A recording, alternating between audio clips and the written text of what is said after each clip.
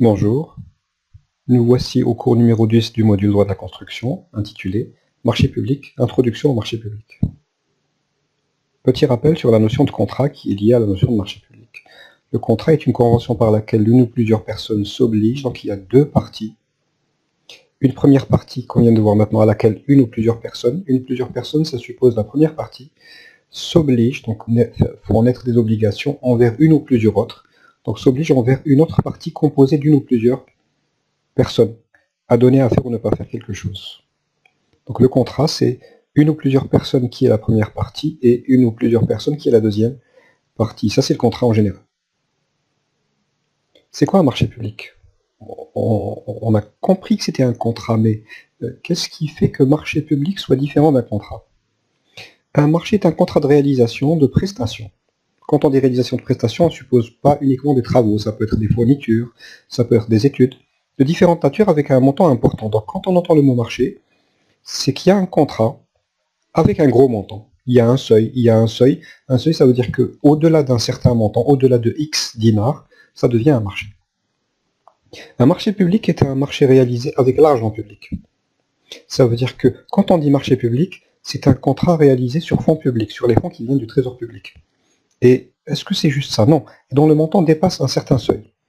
Alors, quand ça dépasse combien? Quand ça dépasse 12 millions de dinars, ça veut dire 1 milliard 200 millions de centimes pour les travaux et fournitures, et 6 millions de dinars, donc 600 millions de centimes pour les études et services.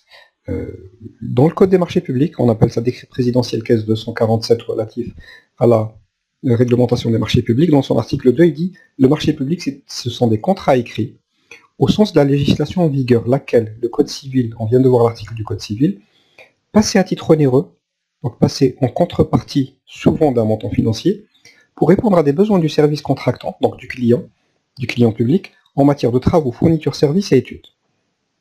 Et puis un autre article qui donne les seuils de 12 millions de dinars et de 6 millions de dinars. Donc c'est des contrats écrits qui sont conclus avec une contrepartie financière, et ils ont pour but de faire des travaux, fournitures, services et études. Ils ont des seuils, et leur source de financement, c'est le trésor public. Les acteurs d'un marché public, on a tout d'abord un service contractant, qui a en charge la maturation, la réflexion, le développement du projet, de la sélection du partenaire co-contractant, et de faire les prestations. C'est un maître d'ouvrage, mais qui ne fait pas que la maîtrise d'ouvrage pour les bâtiments. Il fait l'acquisition aussi de fournitures.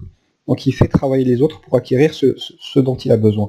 On peut l'appeler facilement un client. Il est en relation avec qui? Un partenaire co-contractant. Alors c'est les mots utilisés dans le Code des marchés publics. Service contractant, c'est le client. Partenaire co-contractant, c'est celui qui réalise. On charge de réaliser l'objet du contrat selon les spécifications des clauses contractuelles. On peut l'appeler le prestataire. Diverses natures de marché. Les marchés publics sont de 4 natures: travaux, études, fournitures, services. Le maître d'ouvrage est un ordonnateur qui a les deux premiers champs. Donc quand on parle de maître d'ouvrage, c'est travaux et études. Par contre, fournitures et services, on n'entend pas maître d'ouvrage. Ça, c'est pour faire le lien avec la notion de maître d'ouvrage. On va commencer à aller voir un à un et la définition qui en est donnée dans le Code des marchés. Alors, le marché de travaux.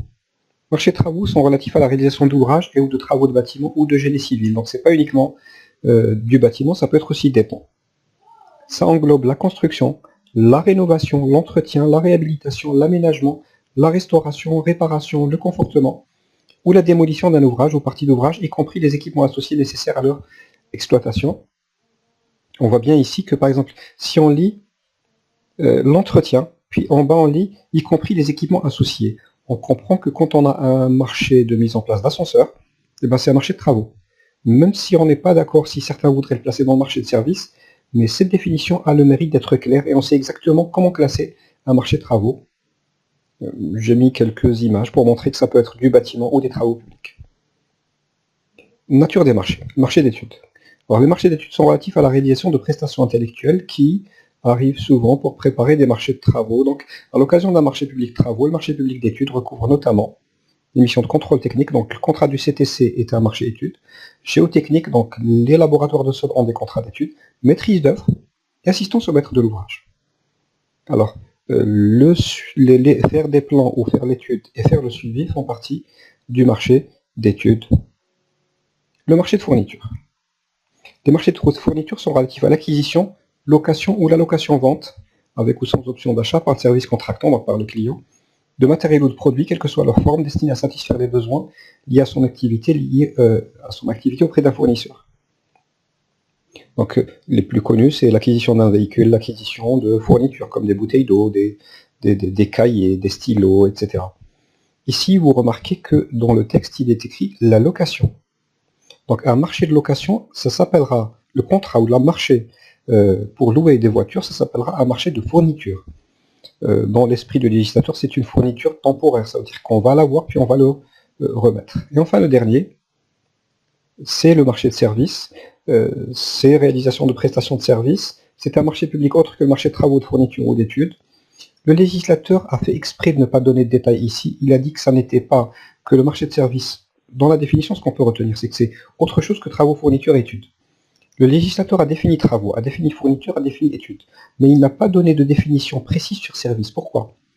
Pour qu'on puisse classer les marchés. Si on arrive à le mettre dans travaux, fourniture ou études, c'est bien. Si on n'arrive pas à l'y mettre, eh ben on le mettra systématiquement dans le marché de services.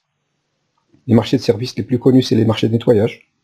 On fait des contrats avec un prestataire externe, ou les marchés de traiteurs. Beaucoup d'organismes publics, par exemple à l'EPO, lors de soutenance, eh ben, s'il y a acquisition de repas ou lors d'événements, eh ben, c'est auprès de traiteurs. Marché public, les trois principes. Alors, dans le Code des marchés publics, il y a trois principes qui disent que pour l'efficacité de la commande publique et la bonne utilisation des fonds publics, je résume, pour réussir un marché fait sur fonds publics, qu'est-ce qu'il faut? Eh bien, il faut qu'il y ait trois critères. Premièrement, liberté d'accès à la commande publique. Ça veut dire que lorsqu'on va faire un projet financé par l'État, eh ben, il faudrait que tout le monde puisse participer. Liberté d'accès, c'est la possibilité de participer. Ça, c'est une règle générale. Il y a des exceptions. Ça veut dire que si on va utiliser l'argent du peuple, eh ben, il faudrait, par exemple, on va acheter des meubles.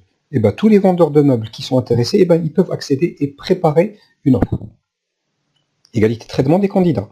Ça veut dire que tous ceux qui vont se proposer pour le contrat ou pour la mise en concurrence auront le même traitement. Sur quoi? Eh ben, on va supposer que c'est déjà sur l'information. Ils ont la même information. Et enfin, transparence des procédures. On dit aux gens quelles sont les étapes qui les attendent. On leur dit que si vous voulez passer l'étape 1, il faut avoir tel dossier. On ne va pas leur dire de déposer vos offres, après on va vous donner le dossier qu'il faudra mettre. Les trois principes nous renvoient vers quoi? Ils supposent que les marchés publics répondent à certaines conditions. Premièrement, la mise en concurrence est la règle générale. Je ne vais choisir quelqu'un directement que si c'est une exception. Sinon, je vais mettre tout le monde en concurrence. La base de la mise en concurrence, c'est le cahier de charge. Donc, je dois préparer un cahier de charge qui va donner les conditions, comment on fait, etc. On doit mettre dans le cahier de charge des critères de notation. Et les critères de notation des candidats annoncés dans le cahier de charge. C'est pas après qu'ils remettent, on va leur dire vous serez noté sur. Dès le départ, je leur remets les critères de notation pour savoir s'ils participent ou pas. Un droit de recours pour le candidat non sélectionné. Si je ne suis pas sélectionné, j'ai le droit de faire un recours. Pas auprès de celui qui m'a noté. Celui qui m'a noté, je ne fais pas un recours auprès de lui. Celui qui m'a noté, ça s'appelle commission d'évaluation des offres.